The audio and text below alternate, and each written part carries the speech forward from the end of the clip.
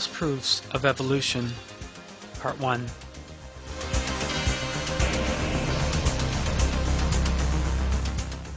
Although the theory of evolution has been utterly discredited in every field of science, there have been determined efforts to keep it alive, for various ideological reasons, for over the last 150 years.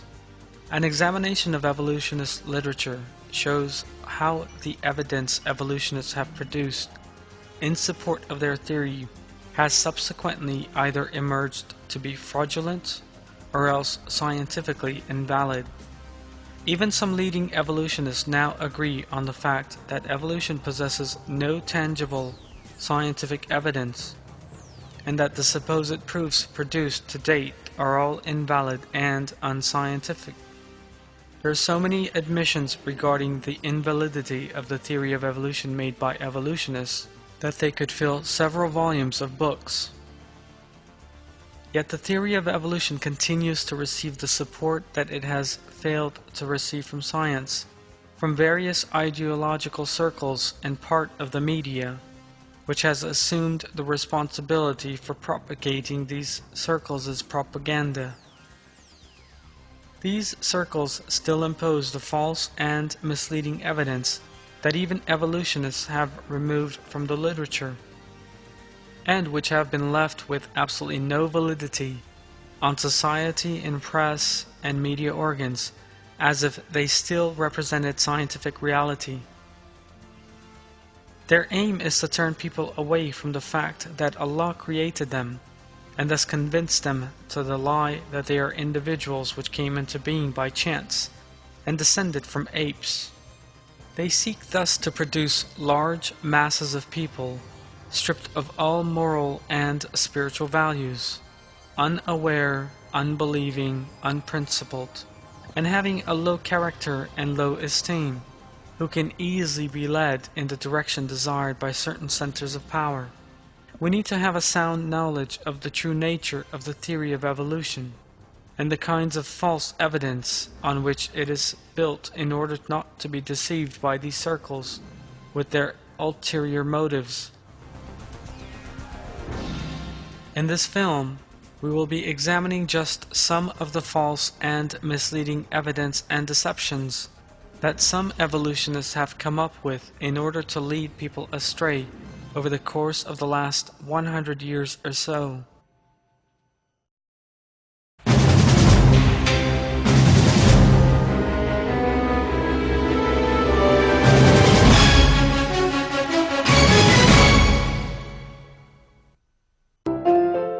In 1912, a team led by a British amateur paleontologist by the name of Charles Dawson discovered a fossil, the jaw of which exhibited ape-like characteristics, although the cranium itself had human features. The fossil was given the name Piltdown Man and was exhibited as definitive proof of evolution in the world's best-known museums over the following 40 years. The fossil possessed a number of very interesting features. Although the cranium had quite a large volume, its jaws resembled that of an orangutan, on which were two molar teeth, again similar to those in human beings. These characteristics stunned the scientific world. A scientific classification, Eonanthropus dawsoni, was soon produced for this fossil, which began being referred to as Piltdown Man. It was estimated to be around 500,000 years old. It was thus depicted as supposed evidence for the claim that human beings and apes are descended from a common ancestor. An air of rejoice immediately began dominating the evolutionist press. The impact of the fossil on the world of paleontology was truly enormous. So enormous that some 500 doctoral theses would be written about it over the next 40 years, until it was understood to be a hoax. This fossil, which symbolized the alleged victory of evolution, was put on display in the British Museum, one of the most famous in the world. It was examined not only by famous scientists from all over the world, but also by countless visitors. But Piltdown Man's victory was thus to be short-lived. In 1949, Kenneth Oakley from the British Museum's Paleontology Department developed a new method of determining the age of fossils. He began using this technique, to which he gave the name of the fluoride test, on the fossils in the museum. Oakley was stunned by the reality of what the test results revealed about the Piltdown Man skull. The jawbone contained no fluoride. There was very little in the cranium. This meant that the jawbone was just a few years old, and the skull was a few hundred years old at the most. As the investigations intensified, an enormous reality emerged. The fossil that was once the best known proof of evolution was actually a hoax. The jawbone belonged to a recently deceased orangutan, and the cranium to a human being who had died some 500 years previously. On close examination, it could be seen that the teeth had been subsequently attached to the jaw and abraded using steel tools. Finally, it had been dipped in a solution of potassium dichromate in order to give it an ancient appearance. Detailed analysis by Joseph Weiner definitively proved that the fossil was a hoax. LeGros Clark, a professor of anatomy from Oxford University, was one of those scientists who revealed the fraud. At the end of his investigations, he said, "Indeed, so obvious did the scratches, seem that it will be asked, how was it that they had escaped notice before? They had never been looked for. Nobody previously had examined the Piltdown jaw with the idea of a possible forgery in mind, a deliberate fabrication. All the time and effort the scientists had put into examining and interpreting the fossil had been devoted to an expertly manufactured hoax." The professor of anthropology, Clark Howell, made the following comment. Piltdown was first discovered in 1953 to have been nothing more than an ape's jaw, placed with a human skull. It was a hoax placed on purpose. They recognized neither the jaw to be an ape's or the skull to be a human's. Instead, they declared each part as an in-between of ape and human. They dated it to be 500,000 years old, gave it a name, Eonanthropus dawsoni, or Dawn Man, and wrote some 500 books on it. The discovery fooled paleontologists for 45 years.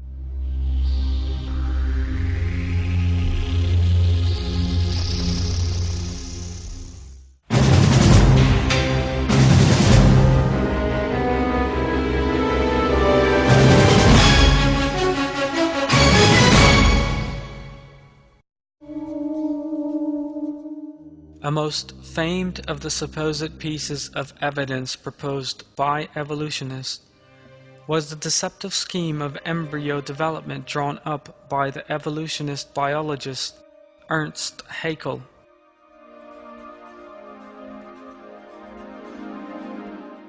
Darwin had asked Haeckel, a close friend of his, to contribute to his theory by telling him that he would have performed a great work by disseminating the evolutionary doctrine. Haeckel did not turn down this request and came up with a fictitious thesis in order to establish evidence in favor of evolution. He called this the theory of recapitulation. According to this thesis, during the developmental stage, living embryos undergo a short repetition of the evolutionary process that species supposedly underwent. For example, a human embryo in the mother's womb first exhibited fish and then reptile features, before finally turning into a human being. However, observations and research in modern laboratories showed that all the illustrations produced by Haeckel in order to back this theory up were fake.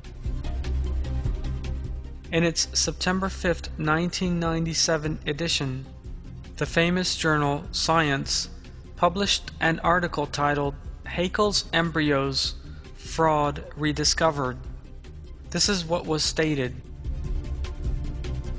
Not only did Haeckel add or omit features, Richardson and his colleagues report, but he also fudged the scale to exaggerate similarities among species, even when there were tenfold differences in size. Haeckel further blurred differences by neglecting to name the species in most cases, as if one representative was accurate for an entire group of animals. Haeckel's drawing, looks like it's turning out to be one of the most famous fakes in biology, Richardson concludes. The magazine New Scientist noted this on the subject on October 16, 1999. In fact, Haeckel's strict law was soon shown to be incorrect. For instance, the early human embryo never has functioning gills like a fish, and never passes through stages that look like an adult reptile or monkey. Haeckel's deception went even further, that part of the embryo which Haeckel equated with the yolk sac was actually a sac that produced blood for the baby. The part that he claimed was a tail was subsequently realized to be the human backbone, which resembled a tail because it appeared before the legs. Most interestingly, 100 years before he personally admitted that the illustrations he had produced in order to support his fictitious thesis were actually fakes.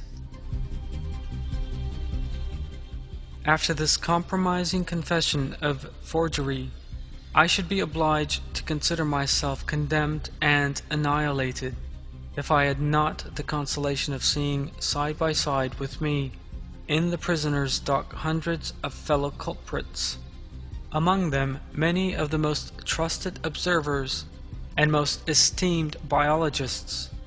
The great majority of all the diagrams in the best biological textbooks, treatises, and journals would incur in the same degree the charge of forgery, for all of them are inexact, and are more or less doctored, schematized, and constructed.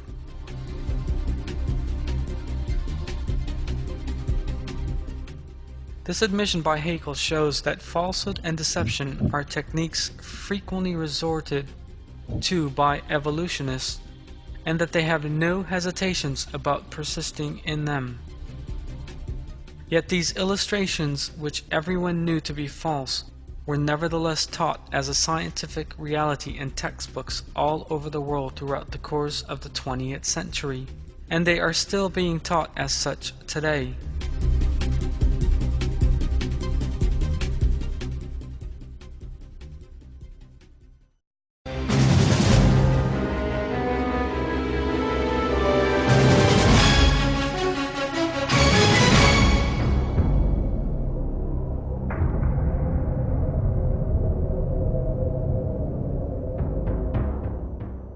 In 1922, a time of intense efforts aimed at finding evidence for the theory of evolution, Henry Fairfield Osborn, director of the American Museum of Natural History, announced that he had discovered a fossil molar tooth dating back to the Pliocene epoch near Snake Valley in west Nebraska.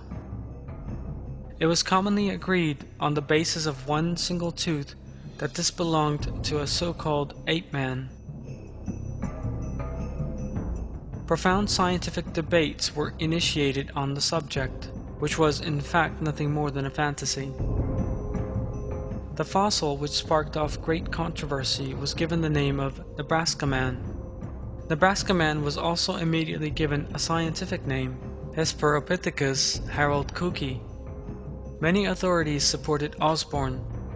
On the basis of this single tooth, reconstructions were made of Nebraska Man's skull and body. They went even further and published illustrations of Nebraska Man with his wife and children and their natural environment. Once again, evolutionists began mobilizing all the means at their disposal for a fictitious scenario. William Bryan, a politician from the state of Nebraska, correctly maintained that the evidence regarding Nebraska Man was totally inadequate, that the evidence available proved nothing, and that people needed to wait for a while longer. Aware that they would be left without their only so-called evidence, evolutionist scientists immediately counterattacked and began issuing statements to the effect that Bryan's mindset was outdated and far from being scientific. Other parts of the skeleton were discovered in 1927. According to these, the original tooth belonged neither to an ape nor a human being. It was realized that the tooth belonged to an extinct species of American wild boar. An article by William Gregory in Science magazine, which announced this error, was titled, "Hesperopithecus apparently not an ape nor a man."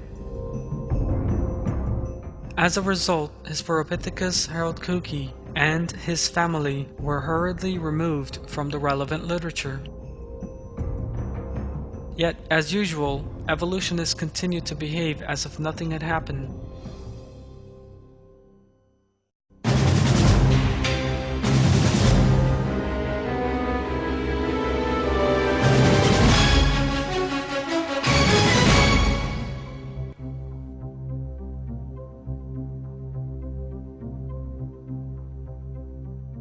The only evidence that evolutionists point to in favor of their claims that birds evolved from dinosaurs is a 150-million-year-old fossil bird Archaeopteryx, which they maintain was a half-bird and a half-dinosaur unable to fly particularly well.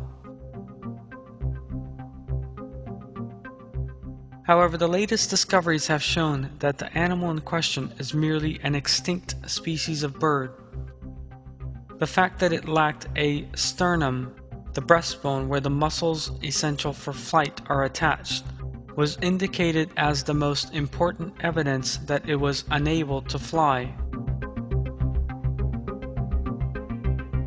The seventh Archaeopteryx fossil to be discovered in 1992, however, showed that the creature did actually possess such a bone, contrary to what evolutionists had imagined.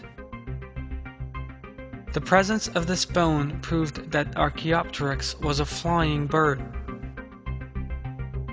Evolutionists depicted the claws on its wings and the teeth in its jaws as proof that Archaeopteryx was an intermediate form, but this was distortion rather than evidence.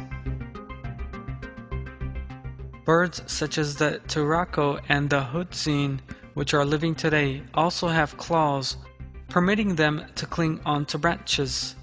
Some other birds that have lived in the past also had teeth. The fact that Archaeopteryx had asymmetrical feathers is another indication that it was a flying bird.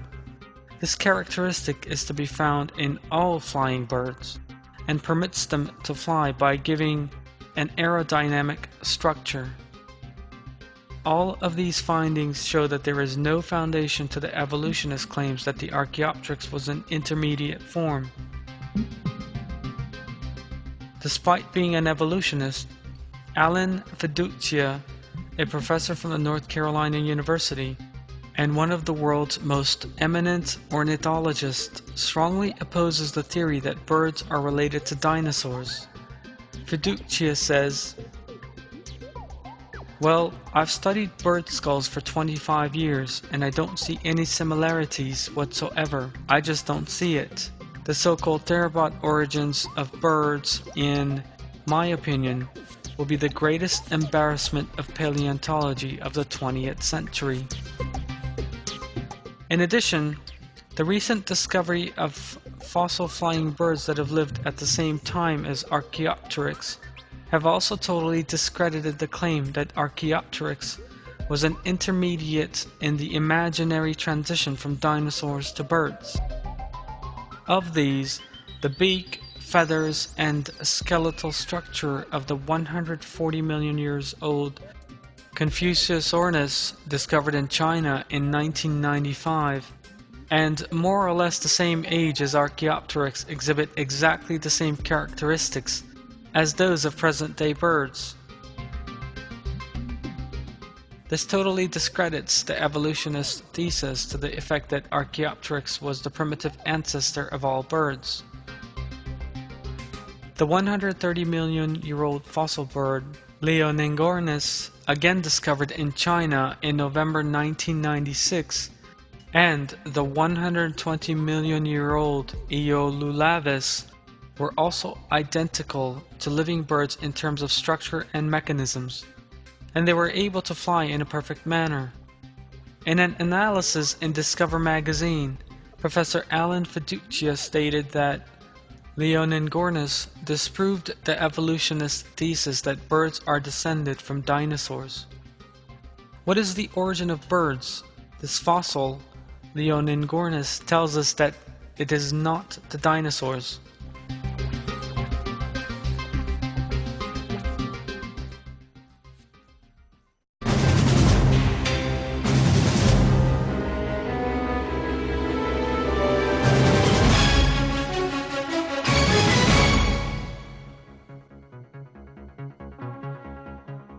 The tale of the peppered moths is depicted as one of the major pieces of evidence in favor of evolution in just about all biology textbooks subscribing to the theory of evolution. This tale is based on an experiment performed by the evolutionist British biologist Bernard Kettlewell in the 1950s, and which may be summarized as follows. At the beginning of the Industrial Revolution in England, the bark on the trees in the area around Manchester was light in color. For that reason, dark-colored moths landing on the trunks of those trees were easily visible to birds that fed on the species, and their survival was thus seriously reduced. 50 years later, however, the death of the light-colored lichen on the tree bark, the result of industrial pollution, led to the trees becoming darker in color. Accordingly, during this time, light-colored moths became prey for birds more often. This time the number of light-colored moths declined, with darker ones multiplying because they had become invisible. Evolutionists maintain that this is a major confirmation of Darwin's claim of evolution by way of natural selection, and that light-colored moths gradually evolved into dark-colored moths. But this is a deception. This is because both types of moth had been in existence from the very beginning. Both species of moth had, in fact, been seen in a moth collection made in 1811, long before the emergence of industrial pollution in the 1850s. There is therefore no question of a new species emerging by one turning into the other. All that had happened was a change in the numbers of already existing moth species. The moths acquired no new organs or features that might lead to a species change. That is the general response to be given to evolutionist claims regarding the peppered moths. However, there is another even more interesting aspect to the subject. In the same way that evolutionist explanation is incorrect, it also consists of a blatant deception.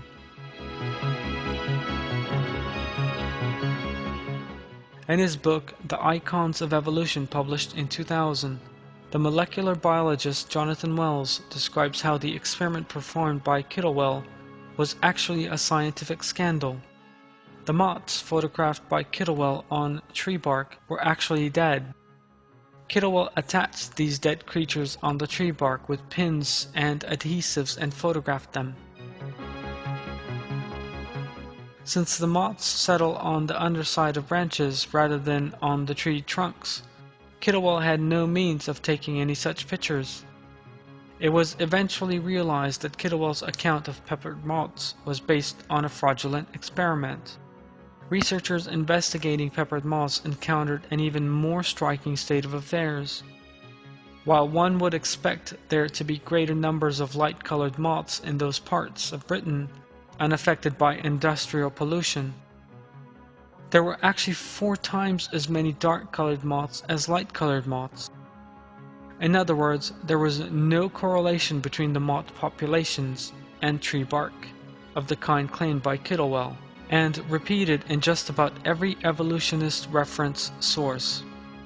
This collapse of the peppered moth myth, the main element in introductory courses in evolution for decades, created enormous disappointment among evolutionists. One of these evolutionists, Jerry Coyne, admitted thus, "My own reaction resembles the dismay attending my discovery at the age of 6 that it was my father and not Santa who brought the presents on the Christmas Eve." Thus, it was that the most famous instance of natural selection went down in history as a scientific scandal.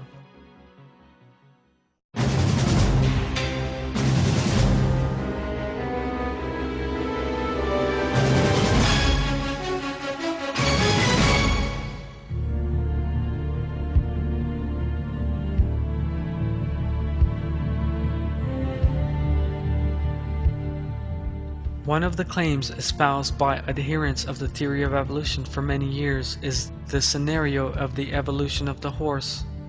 According to this imaginary scenario, a dog-like creature known as Eohippus, which lived some 55 million years ago during the Eocene epoch, is supposedly the horse's first ancestor. This dog-like animal is then alleged to have subsequently evolved, becoming more developed and turning into life forms bearing a closer resemblance to the horse. Eventually, the present-day horse emerged. The fact is, however, that Eohippus, depicted as a so-called ancestor of the horse, and which became extinct millions of years ago, is almost identical to the animal known as the hyrax, which is still living in Africa and has nothing to do with the horse whatsoever. In addition, fossils of horse species existing today have been discovered in the same stratum as Eohippus, depicted as supposedly the earliest ancestor of the horse. The fact that the present-day horse and its supposed forebear were living at one and the same time is proof that the imaginary process known as equine evolution never happened. The invalidity of the myth of equine evolution has been admitted by a great many evolutionists. Paleontologists Don Prothero and Neil Shubin's idea regarding the horse sequence are as follows. Throughout the history of horses, the species are well marked and static over millions of years. At high resolution, the gradualistic picture of horse evolution becomes a complex bush of overlapping, closely related species. It has been calculated that the true dimensions of the living things portrayed as the forerunners of the horse, and arranged chronologically in order of size, from small to large, in the sequence in question have been distorted. In his book, The Great Evolution Mystery, the evolutionist author Gordon Rattray Taylor describes this deception with these words. But the fact is that the line from Eohippus to Equus, present-day horse, is very erratic. It is alleged to show a continual increase in size, but the truth is that some variants were smaller than Eohippus, not larger. In November 1980, a 4-day conference attended by 150 evolutionists and considering the problems facing the theory of evolution was held at the Chicago Museum of Natural History. Boyce Rensberger, one of the speakers at the conference, expressed his thoughts in these words. The popularly told example of horse evolution, suggesting a gradual sequence of changes from four-toed, fox-sized creatures living nearly 50 million years ago to today, much larger one-toed horse, has long been known to be wrong. American paleontologist Niles Eldredge has this to say on the subject. I admit that an awful lot of that has gotten into the textbooks as though it were true. For instance, the most famous example still on exhibit downstairs is the exhibit on the horse evolution, prepared perhaps 50 years ago. That has been presented as a literal truth in textbook after textbook. Now, I think that is lamentable, particularly because the people who propose these kinds of stories themselves may be aware of the speculative nature of some of the stuff. All of these facts have revealed that the schematic illustrations of the supposed evolution of the horse, depicted as one of the soundest pieces of evidence in favor of evolution, actually consist of distortions devoid of any reality.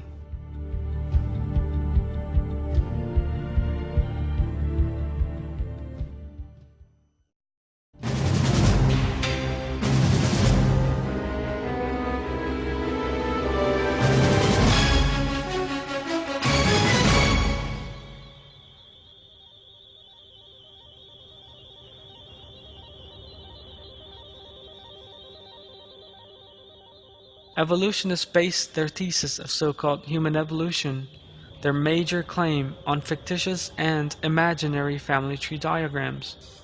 They do not have the slightest evidence to support their claim that human beings evolved.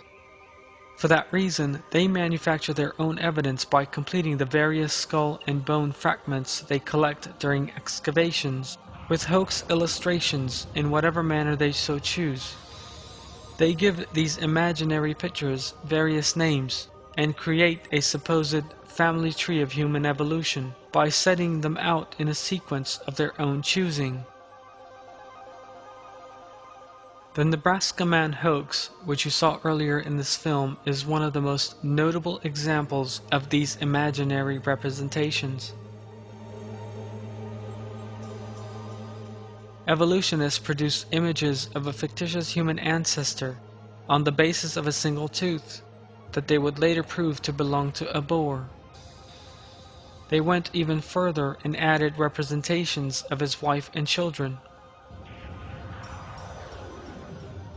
The imaginary species to which they give the name Nebraska Man was for years portrayed as scientific evidence in evolutionary literature. Naturally, evolutionists' efforts to produce false evidence did not come to an end with the Nebraska Man. Proponents of evolution have produced countless false intermediate forms for their imaginary family tree on the basis of various fragments of bone they have discovered. What encourages evolutionists to produce such false evidence is the large numbers of fossils on which they can base their groundless speculation. More than 6,000 species of ape are known to have lived over the course of history. A large part of these have become extinct and disappeared. Today, there are only 120 species of apes in the world. Therefore, the fossil remains of around 6,000 extinct species of ape represent a rich resource for evolutionists. Evolutionists put together skulls and bone fragments from some of these extinct species according to their requirements. They then arrange these in order of size, from small to large, and write scenarios of human evolution by adding skulls belonging to some extinct human races to this series. This scenario contains a great many imaginary species that never actually existed at all. The false nature of all these imaginary species claimed to represent the forerunners of human beings, such as Java Man, Beijing Man, and Lucy, have all been demonstrated over and over again. And evolutionists have countless times admitted that the fossils they have submitted as evidence are a very far cry from being in the slightest bit scientific. A great many fake fossils have been proposed as so-called forerunners of human beings, including Java Man, discovered on the island of Java by the Dutch anatomist Eugene Dubois, and claimed on the basis of a skull, which later transpired to belong to a gibbon, to be a so-called ancestor of human beings. Beijing Man was heralded as a forerunner of human beings on the basis of independent bone fragments found at different times over the course of a 10-year period in the area around Beijing. These fragments then mysteriously disappeared, leaving behind nothing more than fantastical pictures and models. Then there was the Pithecanthropus fossil discovered in India in 1932 and alleged to represent the first stage in the supposed transition from ape to man. This was used as definitive evidence by evolutionists for 50 years, until it was realized in 1982 that the fossil actually belonged to an ancient species of orangutan. The fossil, known as Lucy, was discovered by the American anthropologist Donald Johanson in 1974 and was regarded as a symbol of evolution for decades. Subsequently, even evolutionists abandoned it when it was realized that Lucy actually belonged to an extinct form of chimpanzee. Then there was the skull fragment found near the town of Ors in Spain in 1983, announced to be the oldest human fossil in Europe, and inserted into evolutionist literature under the name of Orsman. Later it emerged that the skull fragment actually belonged to a 4-month-old monkey. These are just a few of the hoax fossils that evolutionists have come up with in order to provide supposed evidence for human evolution. In conclusion, all the paleontological, anatomical, and biological discoveries that have been made show that, like all other such claims, the claim of the evolution of man is completely invalid. The fossil record shows that throughout the course of history, human beings have always existed as human beings, and apes have always existed as apes. There is absolutely no concrete evidence of any familial link between human beings and apes. Apart from frauds, distortions, sleight of hand, misleading illustrations, and fictitious interpretations.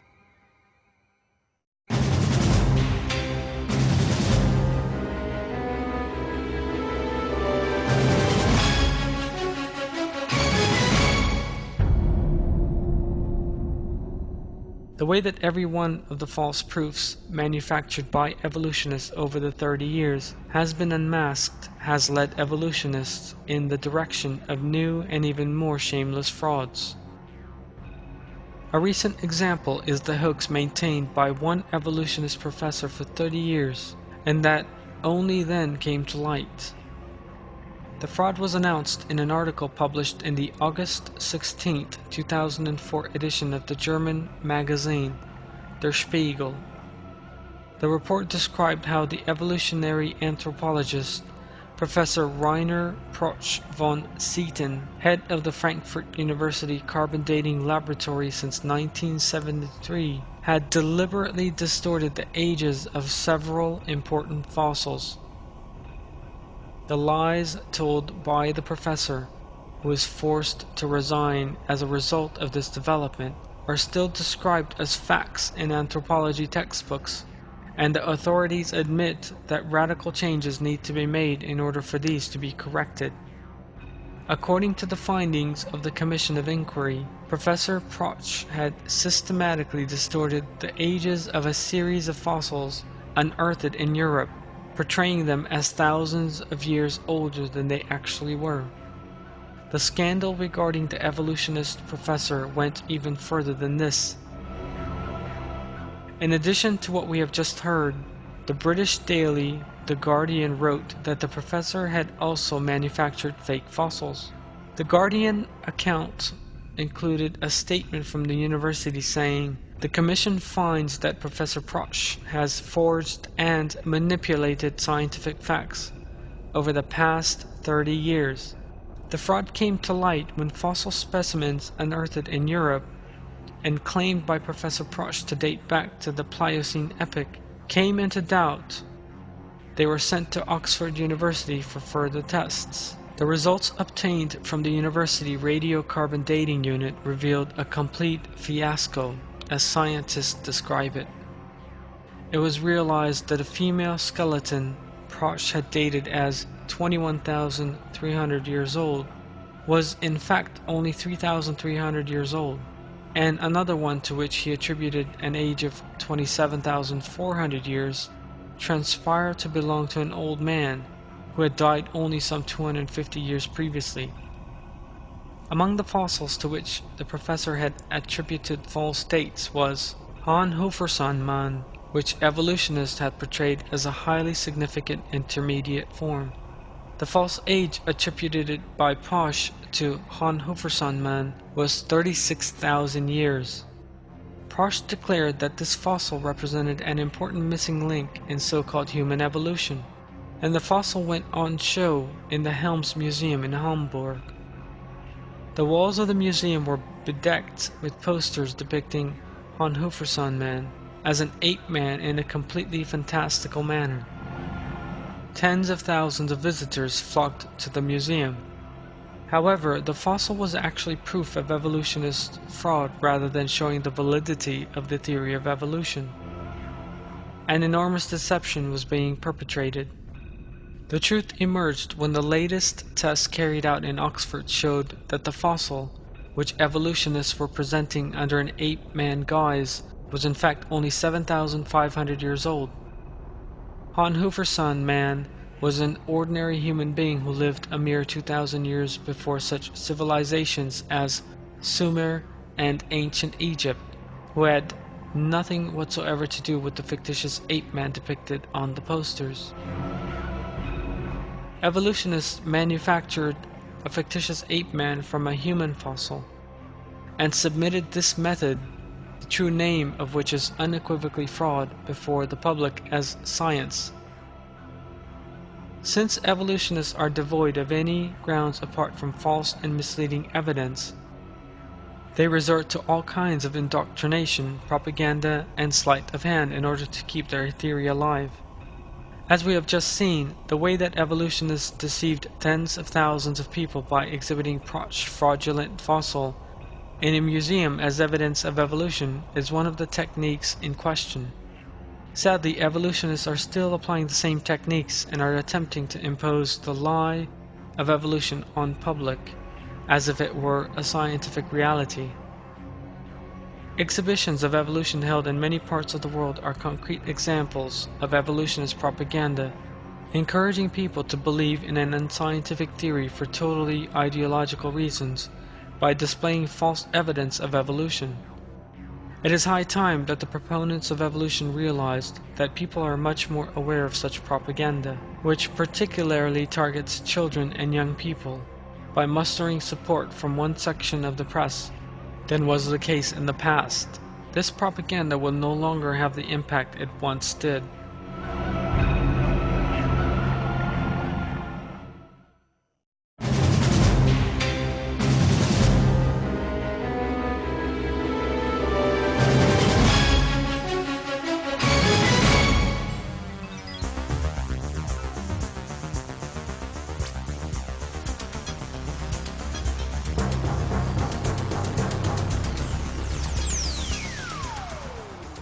Modern science has proved that life and the nature is the work of an almighty and omniscient creator.